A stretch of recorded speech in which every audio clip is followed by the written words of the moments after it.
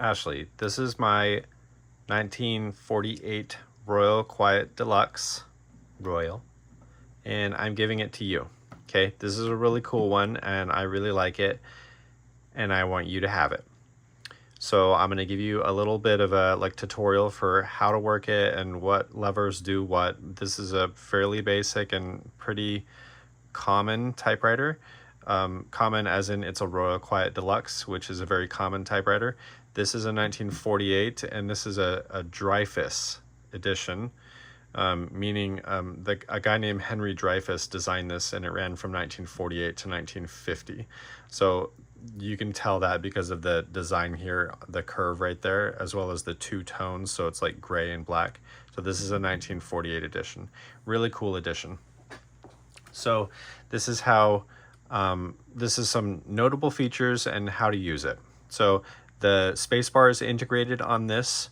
It has tombstone shaped keys versus like regular round ones. And these are glass top as well. This is the ribbon reversal. When you get to the end of the ribbon, you just knock it over. This is the color change. I'm going to zoom up there. So there's little dots underneath here. You can't really see it well, but there's, I think, yeah, so that's a red one right there. You literally can't see it in the video, but get up close to it. And then there's a white one there. And I think that there's like a black one there. Yeah. So you'll never use the far end, that stencil. It's not a feature that's really ever used. So yours will either be, this will type in black, and this will type in whatever color is on the bottom of your ribbon. And in this ribbon, it's actually red, okay? So when you're on the far left, it will type in red, and when you're in the middle, you'll type in black. This is how you pop the hood, so to speak. You just reach up and it's just pressure. So you just pull it up. That will open it up and it will reveal the basket inside. This is called the basket, and these are the typing slugs. Each of them have two characters on them. So for example, if you type the H key, it will have an H on one part of it, and then a capital H on the top of it. And the 6 key will have a 6 and the dash, and the 5 and the percentage, etc. This is the touch sensitivity control. You can control how much pressure each key needs to have pressed. So the lighter, the lower number is like less pressure, so it'll really like pop. And this requires more pressure. So find what works for you. Usually something around 2 to 4 works. These are the ribbon spools right there, and they will just pop out. You'll have to reroute the ribbon cable if you take those out. So don't really take them out unless you need to, or unless you have a problem, or you can call me or whatever. And then you have the ribbon, and this ribbon is a silk ribbon with red and black. So the black is on the top, red's on the bottom. All right, so to close it, you just press it, and this one, you have to do both sides. Open, close. Okay, so this entire mechanism back here is called the carriage, and this right here is called the platen. Those are very important terms. This is called the carriage release, carriage return lever. So when you're typing, I'll put in some paper and show you. All right, so this is how you load paper. That can just be moved. I'm gonna load it like this. So this is an important part right here. This lever, when you're not typing, this lever right here needs to be in the forward position where it is right now. And you'll notice as I'm cranking this, the paper's not loading. Okay, what you need to do is you need to engage this lever. Now the paper will load.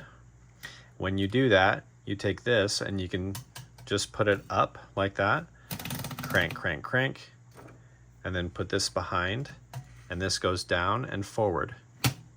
Now this is hugging the paper onto the platen, so it's tight against it.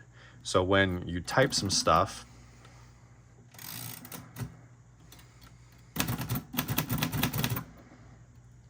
there's no like play for the paper, so the paper is literally right against the platen and the keys strike. So when you do the carriage return lever, you're going to be typing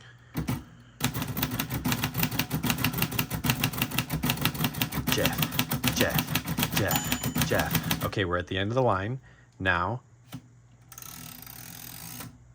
that's how you return it. So you'll notice that the paper's not actually like lined up right. The way that you do that is you just take this out. You do this when you first load the paper. I should have already done this. So what you do is you put forward the paper release lever like this, and now you're going to line it up. That will allow the paper to slide freely inside. And this is like a paper, I don't know what you call it. Like it's a paper liner upper. I usually just get the paper like this, put it against that paper liner upper, snap forward, and then you can test it. It's pretty good. All right, so now we're completely lined up.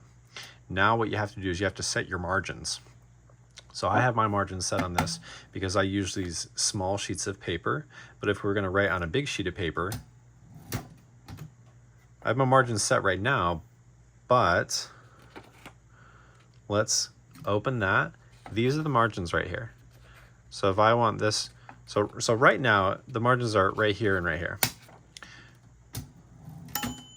When the bell dings, you've reached the end of the margin, and it'll give you a couple more characters until you're no longer able to type. Like right there, I'm stuck. So what you do is you push your margin release, and it will release the margin. Okay, similar to if I go back to the margin that I've preset right now, if I push the margin release, I can go past the margin all the way to the end of the end of the platen. Okay, there are two other levers on this. So this is the paper release lever, and this lever right here, if you push it forward towards you and hold the platen knob, hold the platen knob, this thing right here, and there's a platen knob over here. When you push this lever, you have to hold the platen knob, otherwise the whole carriage is gonna fly that way. Okay, so you hold on to this and just engage this. Now you can freely slide this. Now before, you can pull it this way, but you can't push it that way. So you have to engage this lever like this, and it will freely slide. Or you can of course do this, but when you do the carriage return lever, your paper spacing, if you look closely,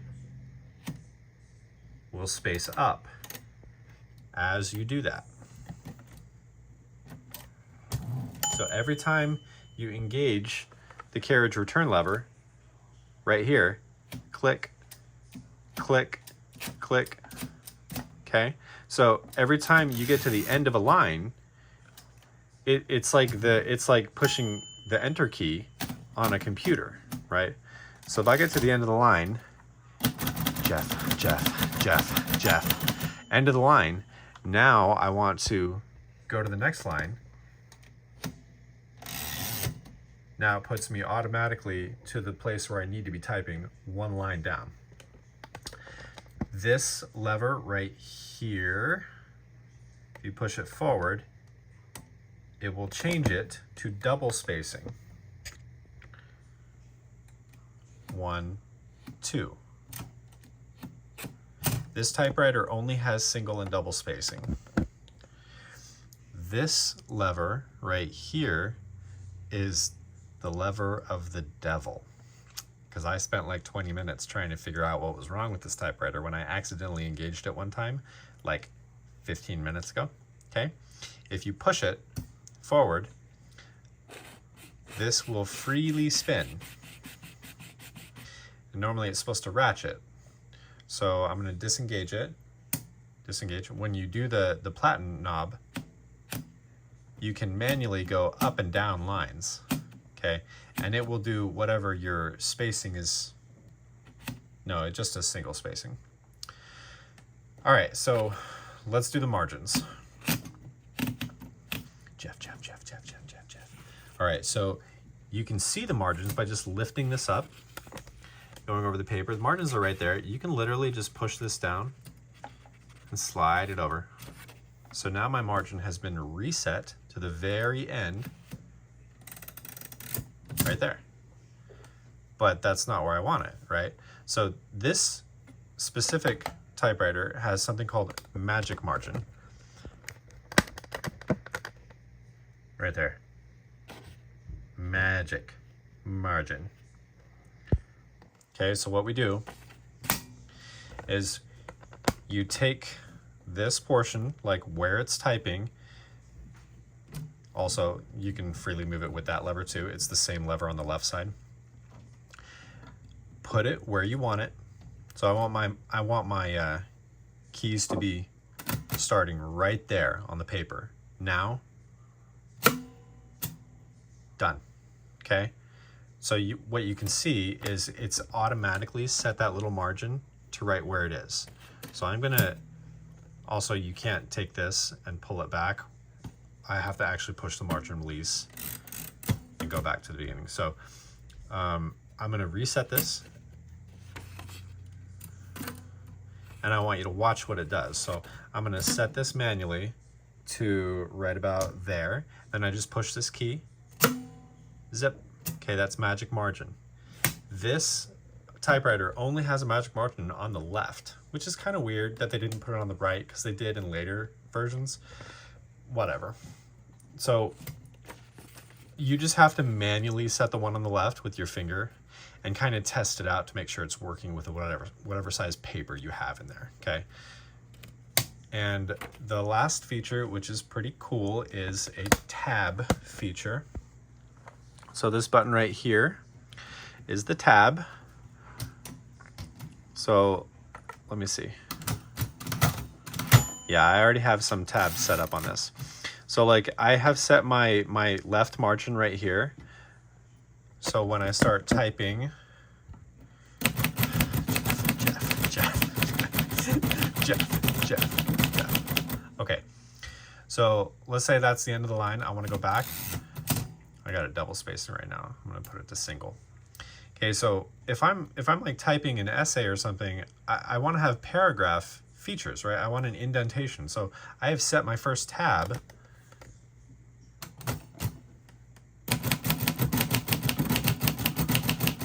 to be, I don't know, that's probably 7 or 8 spaces. Actually, it's too big, but whatever. So I have sent an indentation, and then my next tab, so that's my first tab, is the paragraph indentation. My next one, I think, brings me to the center of this piece of paper. Roundabouts. And then the last one just brings me to the final spot. So the way the tab features work on this is you actually have to go to the back of the machine.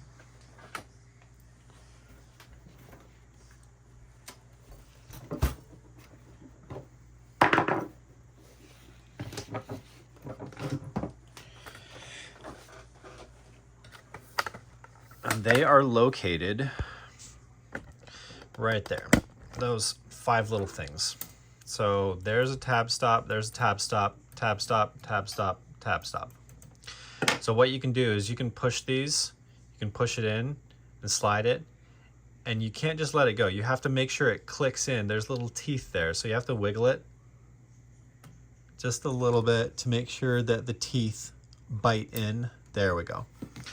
So that's how you set the tabs. You can set up to 5 of them. Let me see if there's anything else with this.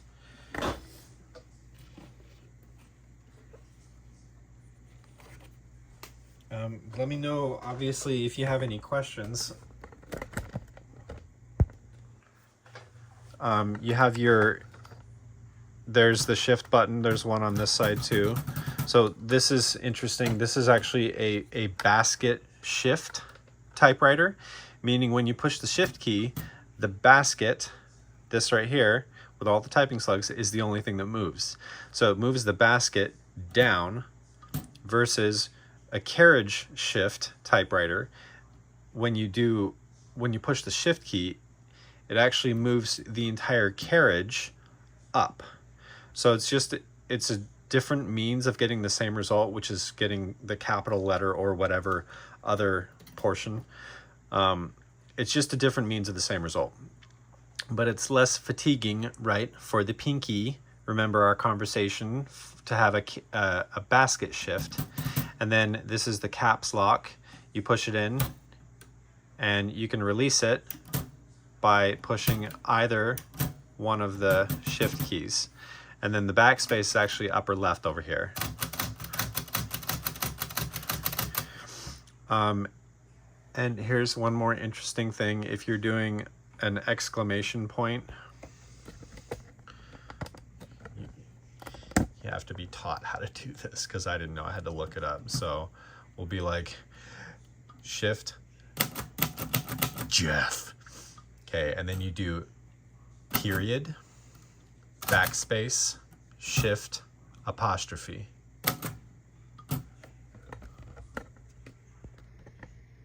Jeff. Okay, I think that's it. Love you. Enjoy.